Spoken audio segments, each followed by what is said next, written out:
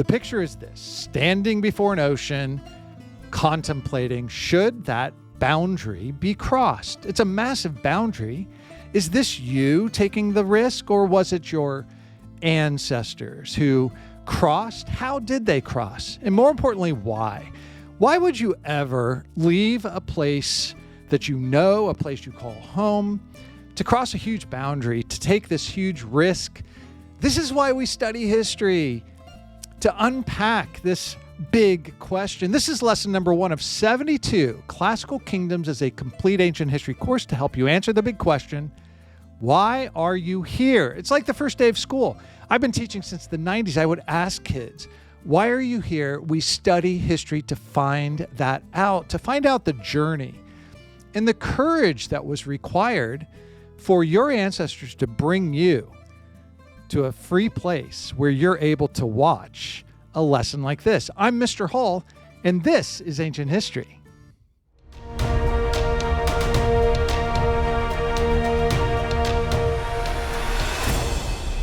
Welcome to Classical Kingdoms, where timeless stories reveal truth and wisdom for your journey.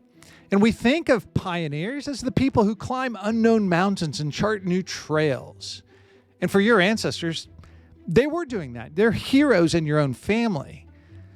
But we should consider every level of pioneer, conquering the unknown, of leaving home, crossing boundaries, new opportunities, small, medium, and large, and perhaps inventing and innovating some totally revolutionary ideas.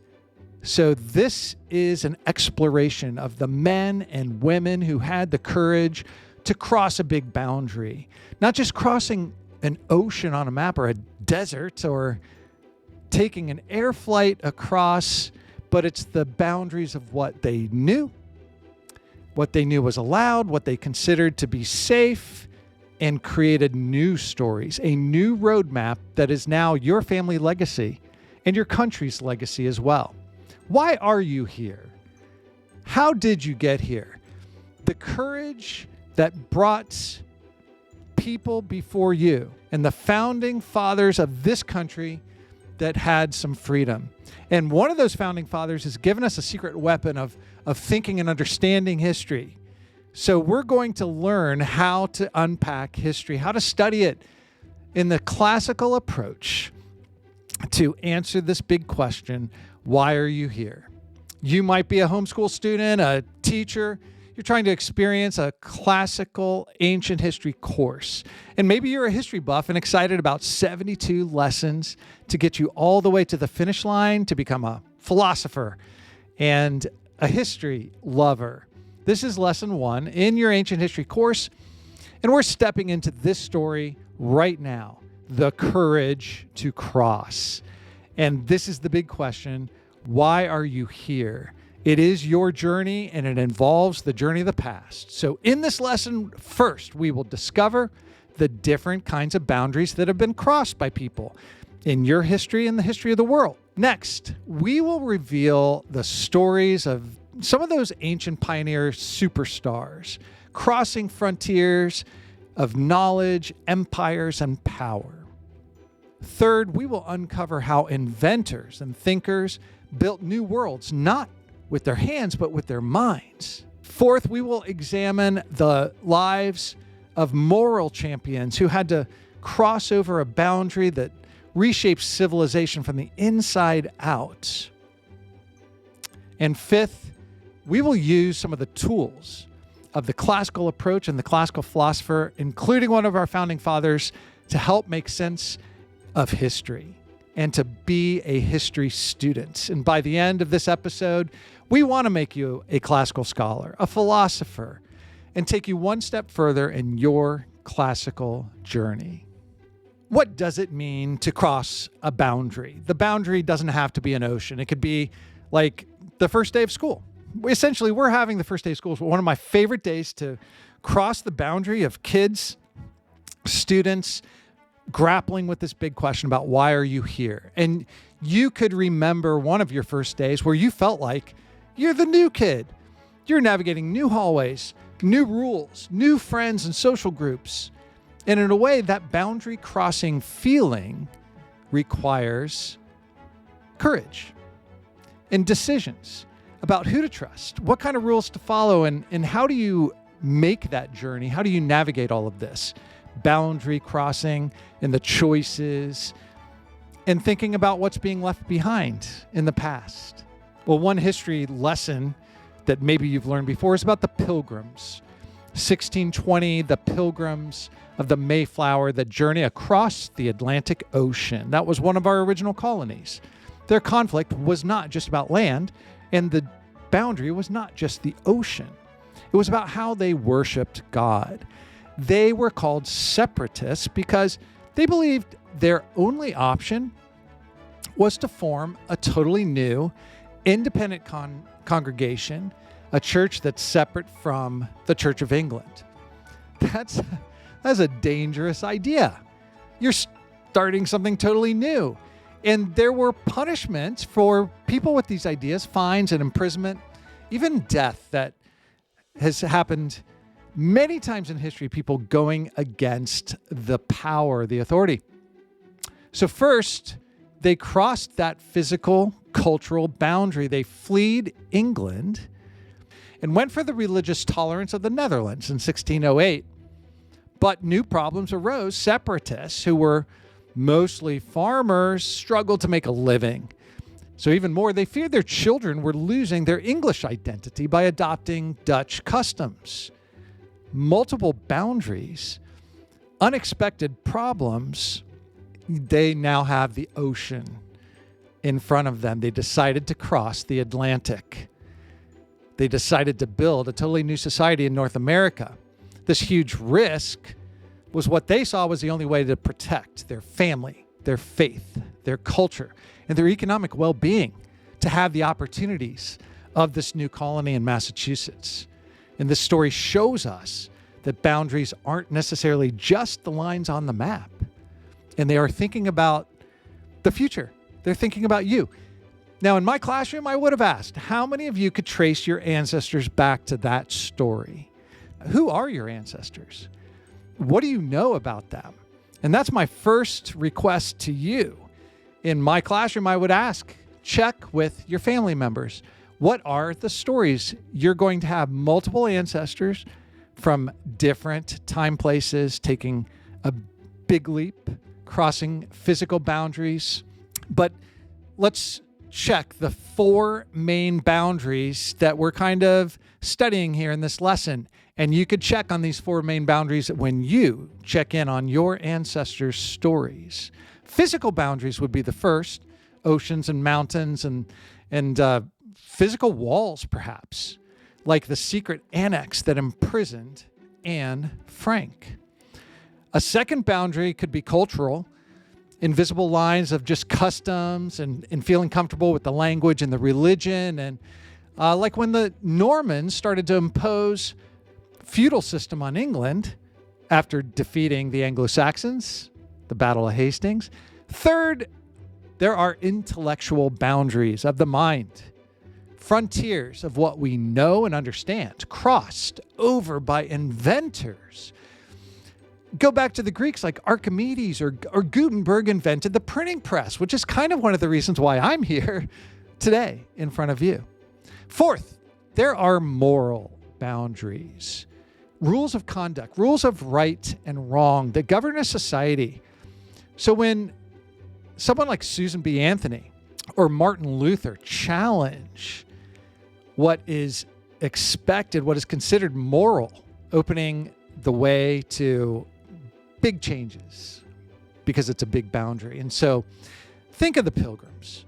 Think of your ancestors and everything that's behind the ideas and the motivations for crossing and taking such a big risk. What kind of courage would have been necessary? And I will reveal who I think is the most courageous must have been just shaking at the point of this decision, because courage had to be strong enough to take such a big risk. Now, just a reminder, if you're finding this valuable, a new way to think, and motivated to click the like button. It really helps Classical Kingdoms and for other people to find these course lessons. And you can go to classicalkingdoms.com for the full course experience. But you also are going to need a history notebook to write down some of the things that you hear. As a classical scholar, you're going to want to take advantage of note-taking throughout this kind of course. So boundary crossing is a courageous change and departure from the norm. It could be a physical boundary, a cultural, intellectual boundary, or a moral one. Can I share one activity from the first day of school that was always the case since the 90s? I would pose this question and say that it's actually like a puzzle. Your ancestors and you have to unpack the solutions that are needed to solve this puzzle. And the actual puzzle you can download, we call it the Thinking Across the Boundaries, which is a famous puzzle where you have to take these 9 dots and connect them. But the rules say that you have to connect them using only 4 lines. So the puzzle is the piece of paper, so you do need to download it and print it. I guess if you screenshot this and then trace it on an actual piece of paper with that exact size, that works. The puzzle is famous. It goes way back, I learned. But connecting these dots requires thinking across the boundaries, thinking outside the box, quite literally. So without revealing the solution to you, I want you to try that. And once you get it, you'll yell, "I get it! I get it!"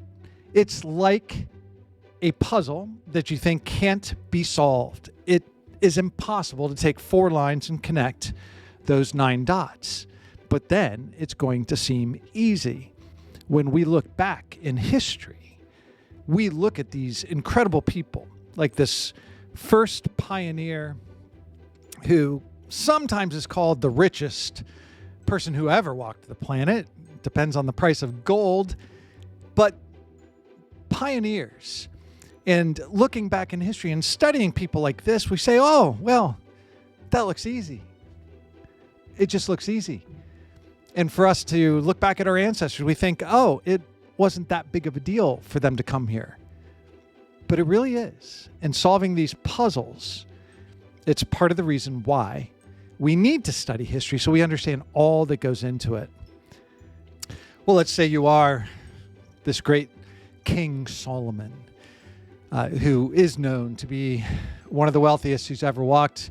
But how did he do it? How does he build the trust to be the king of Israel at a time that they had the most significant success? He was building this spectacular temple. And he was being visited by dignitaries from all over. The famous meeting with Queen Sheba, the Queen of Sheba. She was a peaceful visitor showing honor and respect and appreciation for what? What was it that Solomon was doing that was kind of like its own boundary, something unusual? He wasn't taking over and destroying countries. He was using something different. He was using wisdom. The queen knew of this, and the Queen of Sheba, very powerful monarch from Yemen, modern-day Yemen area, maybe Ethiopia. But the Queen of Sheba made a difficult journey, traveled 1,200 miles at least, maybe across or along the Arabian desert, and it wasn't about invading or trading even. It was actually about the wisdom that Solomon is so famous for. It takes a lot of wisdom and understanding when you need to solve difficult problems and puzzles. You may have to think outside the box. You may have to think across the boundaries, just like your ancestors had to think through a very hard and difficult question. But the meeting of these two powerful rulers, there was some tension, there was some risk of conflict, but here's the result. It's the exchange of 120 talents of gold. The queen presented Solomon with 120 talents of gold. Talents. What's a talent? Like shekels and talents. And we're going to have some ancient weights of measure. This is the equivalent of several tons of gold. So as we learn ancient money systems, gold is going to be valuable. It's still valuable today. You could look up the value of gold, and then you could try to figure how rich Solomon really was. The Greek mathematician Archimedes of Syracuse. He faced a purely intellectual problem. One of the great minds of all time had a cousin, King Hero II, suspected a goldsmith had been fraudulently mixing cheaper silver into the new golden crown. What do you do when you think you're being ripped off? What do you do? They could unpack the truth with a little bit of problem solving and thinking outside the box. There was no known method of precisely measuring the volume of an irregular shaped object like a crown. The resolution came in a moment of mundane relaxation at the public bath. Archimedes is famous for being in a bathtub when he realized how to solve this problem, how to solve the puzzle. He sat down in the bath and saw what happens. What happens when you're in a tub of water? It's difficult to tell in a big swimming pool, but the volume of the water goes up as you displace the water. So you go in and the water goes up. Water displacement. And that amount of water displacement is going to be the exact volume of the submerged body. If you know what I'm talking about here, then you need to start yelling, Eureka. Eureka is the Greek word for, I get it. I get it. There's a fraudulent crown of equal weight that we could check. It would have a greater volume. It would displace water more if it's being used as a trick. And so the legend is that he started yelling Eureka. He ran out of the bath and was running around town yelling Eureka, Eureka through the streets. I have found it, or I get it. And we still use that word today. And you should use it throughout this lesson as you get it, or as you talk to an ancestor and you get it as to why they crossed a frontier, a boundary, solving a puzzle. When you solve this puzzle, and there's multiple steps to it. Just a reminder, the first step is to use 4 lines. You can't lift your pencil, by the way. Can't lift your pencil. And then there's more instructions down there for further follow-up puzzles, but just do one at a time. In 1066, AD 1066, William the Conqueror, Duke of Normandy, invaded England because he said that he should be king. It's the Battle of Hastings. And this is when English King Harold Godwinson, he was killed. He was shot in the eye with an arrow. And William the Conqueror is crowned King of England on Christmas Day. And he systematically started to redraw England's boundaries, dispossessing nearly all the Anglo-Saxon landowners and giving the property over to the Norman nobles, the Norman followers. Now, this is one of those stories that's actually part of the reason why I'm here. My ancestors are traced back to this situation, and I was my ancestor on the losing side, the Anglo-Saxon side, not the Norman side so much. William the Conqueror cemented his control by building 80 castles across the countryside. French becomes an influence. It's part of the reason why we have French words in our language. The culture started to shift, and it did mean that Anglo-Saxons had to find a way to get along with the Normans, which is why I'm here today. We found a way to get along. But this crossing truly changed. It replaced the ruling class. It fundamentally altered the nation. And part of that is in a government system that you'll learn about later, feudalism, having a better government system. In fact, speaking of government, one of the greatest boundaries ever, and one of the reasons why you're here, your ancestors probably said they wanted to pick a place where there's power to the people. democracy, the Greek word demokratia, in 507 BC.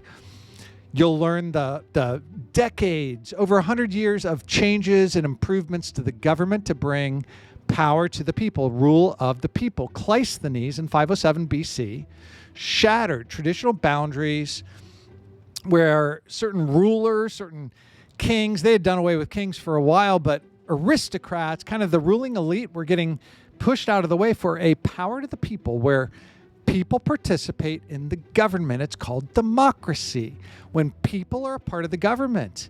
This is a revolutionary innovation to break the power of the old way of doing things from old kings or controlling clans. They fixed it. They made new government.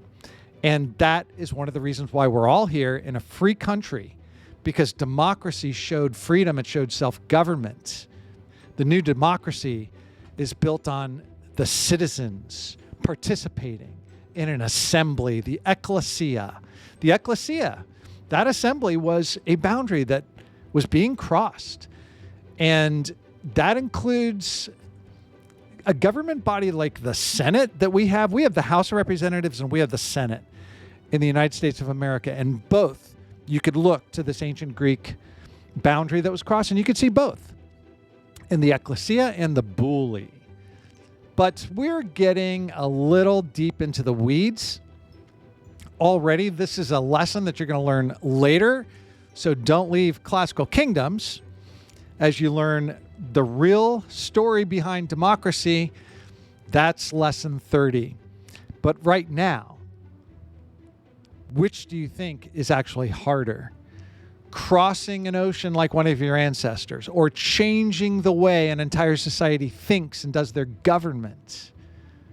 Ancient pioneers are crossing these boundaries in history, and it's why we study history. And in science, Archimedes was developing scientific thought more so than government. William the Conqueror fixed a lot of things. They're all boundaries that had to be crossed. Which ones did your ancestors cross? Which ones will you cross? In segment 3, we look at these architects of the mind, people that were crossing boundaries of brain power. And this is one of the fun, live events in the classes on first day of school. Why are you here? And who are the boundary crossers that excite you? Start naming people. Put it in the chat right now. Put it in the comments about who you believe are some of the great boundary crossers of history. Recent history, ancient history.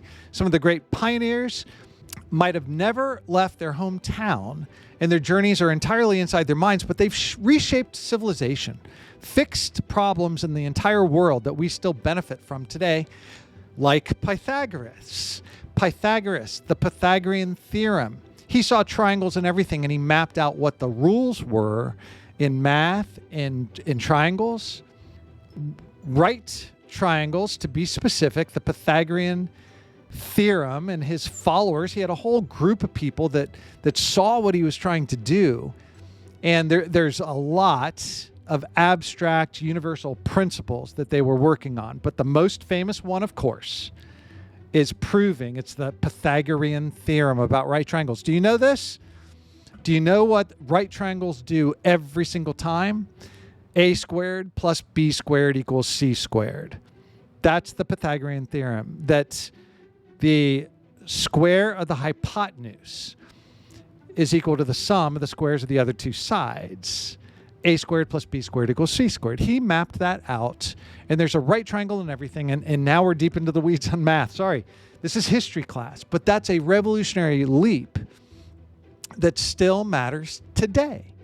And doesn't matter to your family, did you have an ancestor that was working through some kind of engineering that ended up bringing them a job opportunity or a college degree? People leaving countries. More recently, I've been teaching since the 90s, and I saw more and more people from India moving here to The Ohio State University, right? Because I'm in Dublin, Ohio, in Central Ohio. And in the 90s, I didn't see very many people from India until later.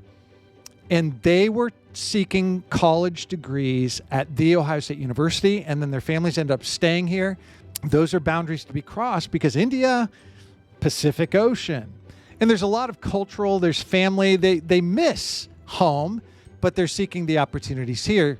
And the brain power, if it was engineering, it involved Pythagorean theorem. But for most of human history, knowledge and learning was really trapped. It was too difficult to get a screen like you're in front of a screen right now. Think about all the time in history when this was not possible. In fact, before the Renaissance, it wasn't even possible to have a book. You couldn't just open up a book and read something. Just like 100 years ago, 50 years ago, you couldn't even open up a computer screen, a phone screen, and watch something. Knowledge was locked away in very expensive and rare scrolls. Most people didn't even know how to read. It's locked away in manuscripts because these are handwritten copies, handwritten painstakingly by monks. A single volume could cost as much as a house. Think about what costs as much as a house right now, and think about how unattainable it is. You know, you could afford to own one house, maybe. And think about something now in today's world that was equivalent. And think about what if it changed value so much it was more accessible to get. A book. Knowledge in front of you, and you could learn to read. You're no longer going to be a 14th century illiterate person. 15th century, 1440 AD.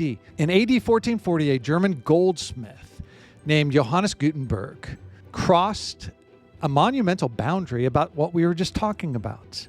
No more handwritten scrolls and monks. He's going to make a book accessible. He started printing copies of the Bible. How did he print that? Did he hire a bunch of monks? No. His real innovation was movable metal type letters. He could rearrange metal letters. The metal letters are durable. They're going to last. He could print and print and print over and over again using an oil-based ink. It's going to last longer. And he's using a modified screw press that's like a olive oil press or a wine press. And now books could be mass produced.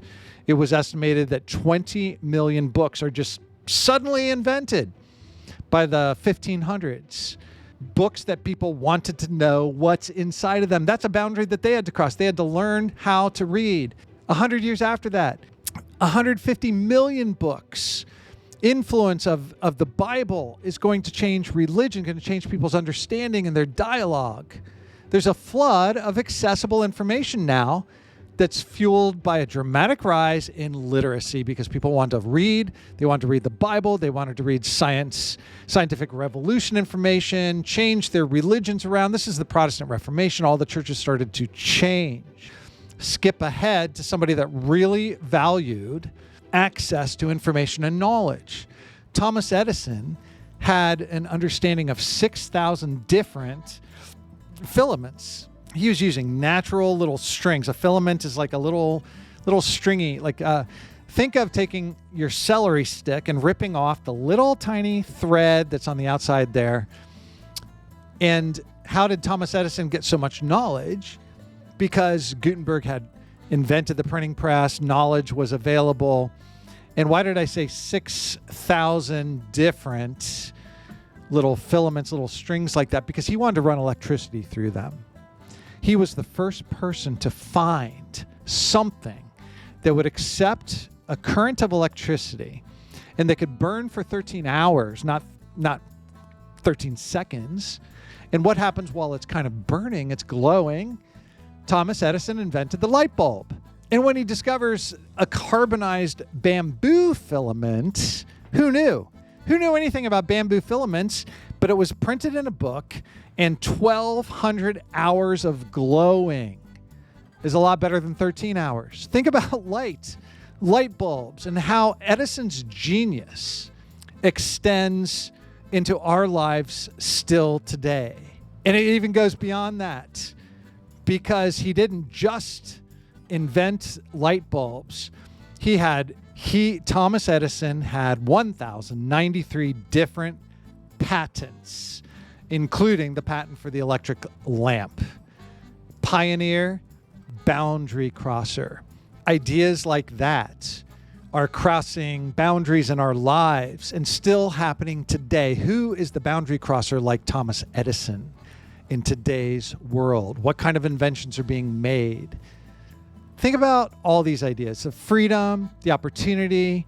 What's inspired these people in your family, the ancestors, to come to America, to come to the United States because of opportunity, knowledge, family, the government, freedom? What is it? Studying history is the path for you to fully understand where all these things come from. So visit classicalkingdoms.com for the full course. And there is free deep dive research about all of the topics. So you don't want to miss out on the full course features with 72 ancient history lessons. We'll cover everything that we've been talking about, from the ancient Greeks, the Pythagoras, Gutenberg's printing press, Edison. These are all boundary crossers that might be getting outdone in today's world. If you type in the comments what you believe are the best inventions that we've ever experienced from the boundary crossers of the past. This is a very fun first day of school when kids are sharing stories about boundary crossers that they admire and respect, and many know their family ancestry. They might share a very dangerous type of boundary being crossed when, like in the Ireland potato famine of the 19th century, their families starving, their ancestors leaving Ireland, and it was one of the big pushes out of Ireland, people being pulled to the United States for better agricultural and food opportunities. But the stories that really gripped your attention and your heart was when families would have to risk almost everything just to even survive. Like the boundary being crossed by 13-year-old Anne Frank when her family goes into hiding in 1942. You know, they had already crossed one boundary by leaving Germany in 1933, the family. They saw Hitler come to power. A Jewish family saw concerns. They go to Amsterdam.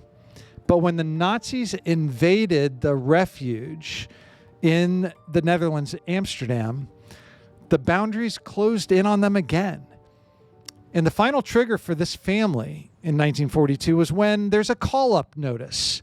Anne's older sister, Margot, had to report for deportation to a so-called labor camp. Are you familiar with this period in history? This labor camp would have been a concentration camp, and word would have already been out across Europe about the death that's happening in these concentration camps. So on July 6, 1942, the family disappears behind a revolving bookcase into a secret annex in Amsterdam for over 2 years. This tiny space was their entire world. And not only to them, the people hiding inside this space, could this outlast the duration of the war? This prison they were in is absolute. There was no physical escape out of this in Amsterdam for 2 years now.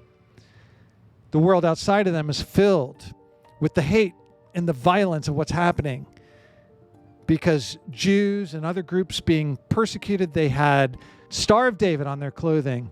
The Franks have been in hiding away from all of this. And the reason why we know about Anne Frank is because she wrote. She wrote it down. She had a diary. Her diary was called Kitty. And that became a vessel of writing about how she could be free. She documented this claustrophobic existence, hiding between walls, essentially, and her own inner journey of courage, the struggle, the universal struggles of adolescence. She's 13 years old, 14. She's crossed the boundary of this physical prison with her mind and spirit and serves as an inspiration. In spite of everything, she writes, I still believe that people are really good at heart. This wasn't a naive statement. It was a courageous choice to preserve in hope and understand the virtue of people when there's overwhelming evidence that the morality of that time and that place was going horribly wrong. This could remind you of an escaped slave. In 1838, 100 years before Anne Frank, Frederick Douglass. In 1838, Douglass's entire life was a testament to crossing boundaries. His more profound crossing ends up being intellectual as an escaped slave. Upon hearing his enslaver declare that learning would be unfit him to be a slave, Douglass had a revelation. I now understood the pathway from slavery was freedom. And for Douglass, literacy, learning to read. Books were available because of Gutenberg, and becoming free was his boundary. And he crossed it. And in his autobiography, he becomes an international bestseller, a powerful moral indictment of slavery. Why aren't there slaves anymore? It takes boundary crossers like Frederick Douglass to help us understand history, morality. Frederick Douglass influences by founding a newspaper like the North Star and becomes a trusted advisor to President Abraham Lincoln. His journey from being an enslaved field hand to the U.S. minister to Haiti represents one of the most extraordinary series of boundary crossings in our history. Frederick Douglass would have been influenced by someone that the most courageous, because on October 31st, 1517, a German monk, he's a German monk. He's working for the church, and he posted 95 complaints, 95 arguments. His name is Martin Luther, and he's crossing a monumental theological boundary and also a challenge to power. How scared could you have been that how powerful the Pope and the Roman Catholic Church was in this time period? In his 95 Theses, he disputes the church's practice. And the big one is about selling indulgences, that you could pay money to get out of sin. Luther argued that divine forgiveness doesn't get bought and sold. It comes freely as a gift. And he made his arguments from a book that everyone now had access to, because not long ago, Johannes Gutenberg printed the Gutenberg Bible. And the ultimate source of truth was the Bible, according to Luther, and people could assess that for themselves. They could use a classical approach, read the Bible for themselves, and decide. Martin Luther is a moral pioneer who fought for justice and dignity and created a world by being a boundary crosser. It brought freedom. It changed the world. It's affecting us still today. It is a fun first day of class. A lot gets packed in order for you to have this classical journey into history, virtue, and wonder. There's a few skills. So get your history notebook out, just like Thomas Jefferson would have done. Thomas Jefferson crossed significant boundaries for us, the number one being Declaration of Independence. But he knew that great ideas can disappear as quickly as you hear them, as they arrive in your brain. And so he developed a classical approach to learning, a system to catch all of this knowledge and to jot things down. So when I say history notebook, he had a daily notebook that were actually ivory cards, and he could write on them, and then he would transfer them into journals at the end of the day. He had a two-step process: capture and review. And it's a tool for you in your classical journey and your classical education. Take notes, handwritten notes.